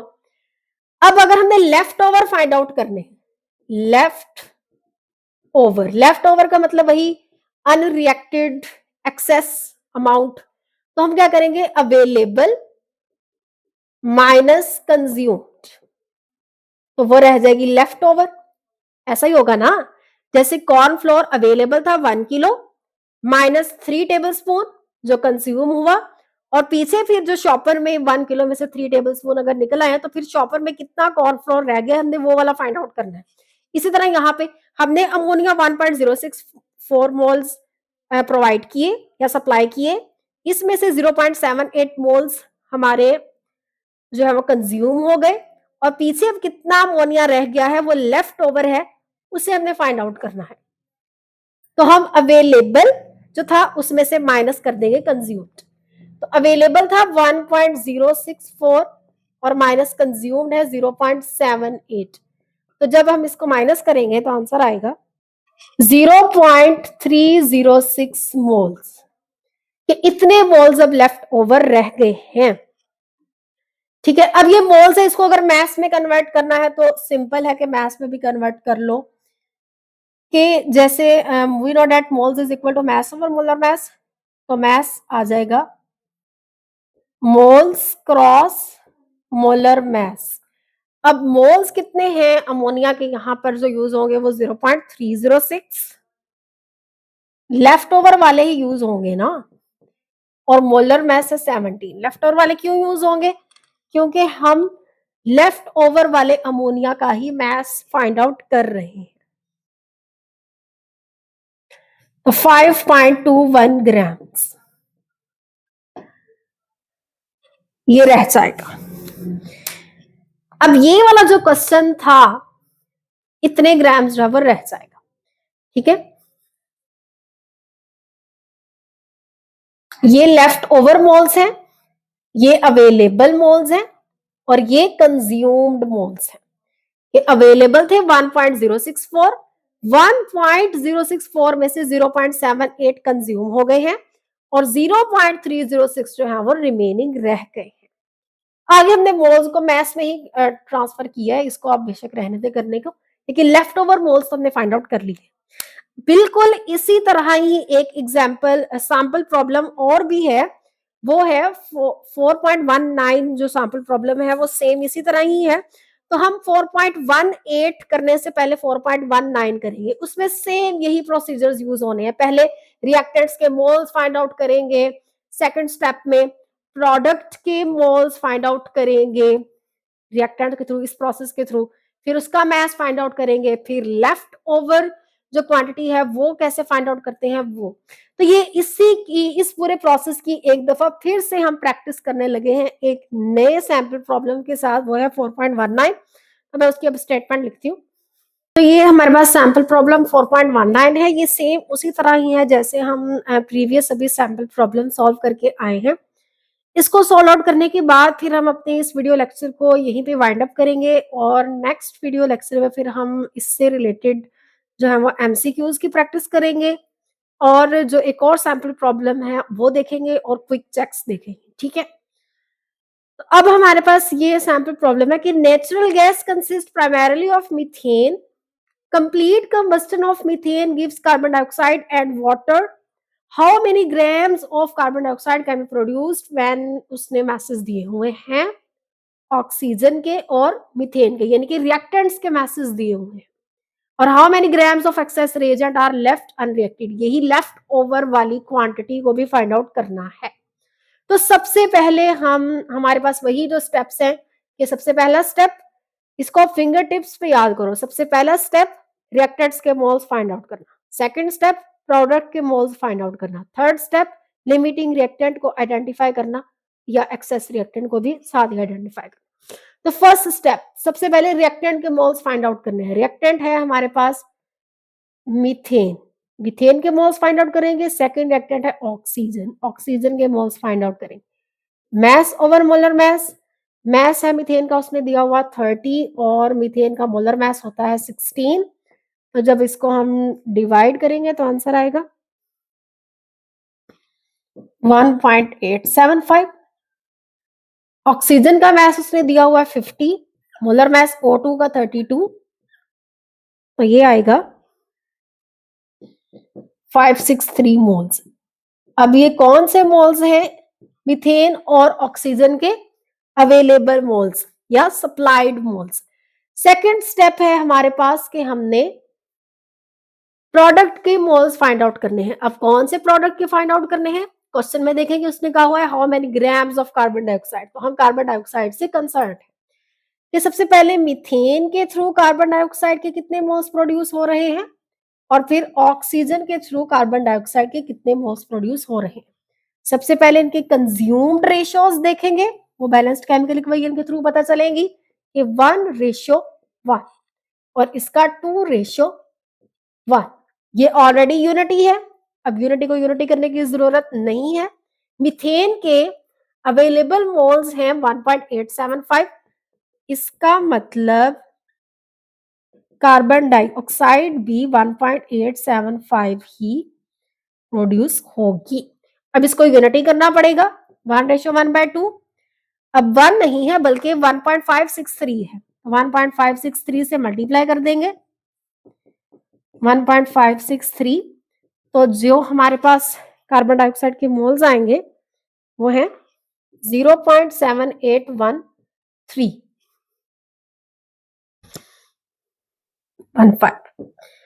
अब हम देखेंगे कि कार्बन डाइऑक्साइड के मोल्स मीथेन के थ्रू 1.875 बने हैं, लेकिन कार्बन डाइऑक्साइड के मोल्स ऑक्सीजन के थ्रू 0.7815 बने हैं। तो हम देखेंगे कि कम मोल्स किस रिएक्टेंट के थ्रू प्रोड्यूस हो रहे हैं? ऑक्सीजन के थ्रू, ये है कम, इसलिए O2 is the limiting reactant. O2 is limiting reactant. अब हमने उसने कहा हुआ कि how many grams of carbon dioxide can be produced, तो वही वाला formula mass of carbon dioxide produce करना है, वो आ जाएगा moles of carbon dioxide cross molar mass of carbon dioxide. इसी के थ्रू फाइंड आउट करेंगे ना, moles is equal to mass over molar mass, इसी को रीअरेंज किया। अब यहाँ पे हम mess of carbon dioxide find out कर रहे हैं। मोल्स कौन से लगाएंगे? ये वाले लगाएंगे या ये वाले लगाएंगे? लिमिटिंग रिएक्टेंट वाले लगाएंगे या एक्सेस वाले लगाएंगे? लिमिटिंग रिएक्टेंट वाले लगाएंगे। क्यों? क्योंकि अगर एक्सेस वाले लगाए तो प्रोडक्ट ही नहीं बनेगा। जब प्रोडक्ट ही नहीं बनेगा तो उसका मैस कैसे फाइंड आउट करें? मोलर मैस है 44, तो जब हम इसको मल्टीप्लाई करेंगे तो हमारे पास ग्राम्स ऑफ कार्बन डाइऑक्साइड आ जाएंगे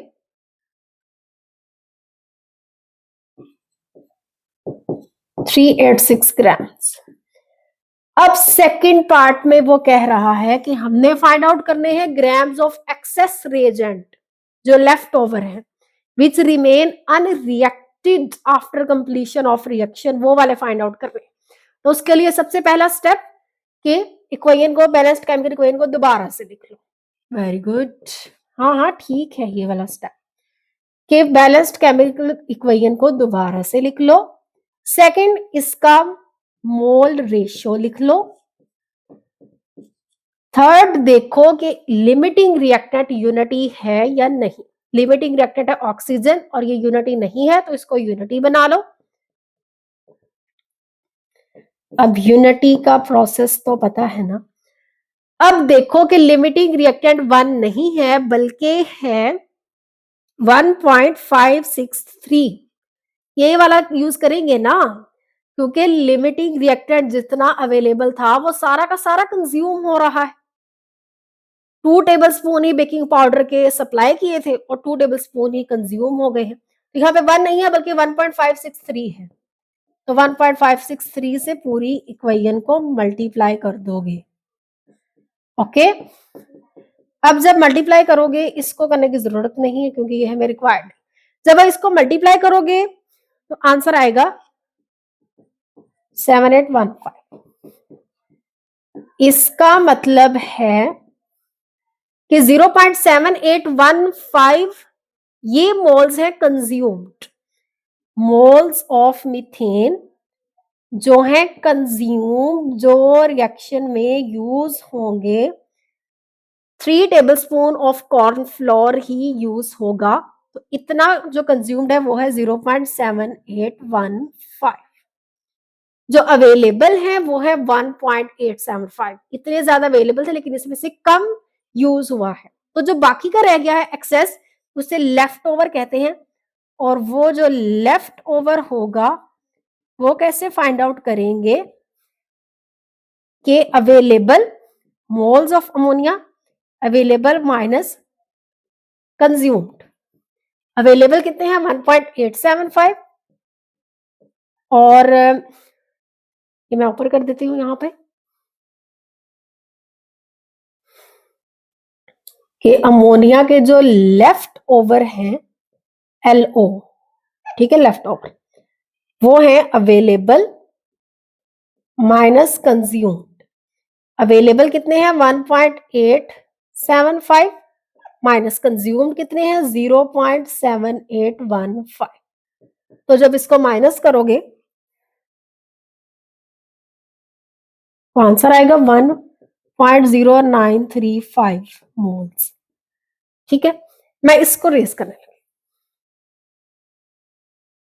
अब हमने लेफ्ट ओवर वाले भी फाइंड आउट कर लिए हैं।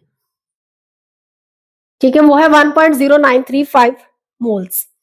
लेकिन उसने कहा हुआ है कि हाउ मेनी ग्राम्स, तो इस मोल्स को ग्राम्स में कन्वर्ट कर लेंगे। वो हमें पता है कि moles is equal to mass over molar mass, और मैस आएगा लेफ्ट ओवर अमोनिया का मोल्स लेफ्ट ओवर वाले और क्रॉस मोलर मैस अमोनिया का। तो लेफ्ट ओवर जो मोल्स है वो है 1.0935 और मोलर मैस अमोनिया का है 17। जब इसको मल्टीप्लाई करेंगे,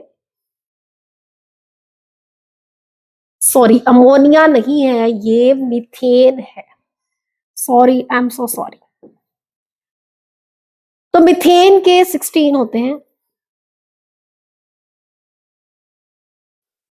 यहां पर भी हम मीथेन यूज कर रहे हैं, मेरे माइंड में वो अमोनिया ही चल रहा था। ओके, तो 16 के साथ जब इसको मल्टीप्लाई करेंगे तो आंसर आएगा 17.5 ग्राम्स। ठीक है, इतने ग्राम्स हैं जो मीथेन के लेफ्ट ओवर है, रह जाएंगे। तो ये था हमारा क्वेश्चन। सबसे पहले हमने लिमिटिंग रिएक्टेंट को आइडेंटिफाई किया और एक्सेस रिएक्टेंट को आइडेंटिफाई किया। 3 स्टेप्स थे, रिएक्टेंट्स के मोल्स फाइंड आउट करो, प्रोडक्ट्स के मोल्स फाइंड आउट करो, लिमिटिंग रिएक्टेंट को आइडेंटिफाई करो। ठीक है, अगर लेफ्ट ओवर क्वांटिटी बतानी है तो सबसे पहले बैलेंस्ड केमिकल इक्वेशन लिखो, उसका मोल इंटरप्रिटेशन करो, उसमें से लिमिटिंग रिएक्टेंट को यूनिटी बनाओ, फिर देखो कि लिमिटिंग रिएक्टेंट की अवेलेबल कितनी है। तो फिर अवेलेबल के साथ मल्टीप्लाई करो तो तुम्हारे पास लेफ्ट ओवर आ जाएगा। Moles left over, sorry moles consumed आ जाएंगे। फिर कंज्यूम्ड में से लेफ्ट ओवर अगर फाइंड आउट करना है तो वो होंगे available minus consumed, available minus consumed, तो वो हमारे पास लेफ्ट ओवर आ जाएंगे। अब उसको मैथ्स में फाइंड आउट करने का कहा हुआ है, ग्राम्स फाइंड आउट करने का कहा हुआ है, तो हम ये वाला फॉर्मूला लगाएंगे और सोल्ड आउट हो जाएगा। तो यहाँ तक हमारा जो लिमिटिंग रिएक्टेंट है और एक्सेस रिएक्टेंट है उसका वन शॉट कंप्लीट हुआ है। इसका एक सेकंड वीडियो लेक्चर भी बनेगा क्योंकि अभी एक सैम्पल प्रॉब्लम भी रहता है, क्विक चेक्स भी रहते हैं और हमने इससे रिलेटेड भी एमसीक्यूज भी की भी कोई प्रैक्टिस नहीं की। तो वो नेक्स्ट वीडियो में हम इसके एमसीक्यूज प्रैक्टिस भी करेंगे और जो सैम्पल प्रॉब्लम्स और क्विक चेक्स रह गए हैं उसको भी सोल्व आउट करेंगे और एक्स्ट्रा न्यूमेरिकल्स भी करेंगे। तो वो वीडियो भी जल्दी अपलोड होती है, तब तक के लिए आप पढ़ते रहें। All the very best. अस्सलाम वालेकुम।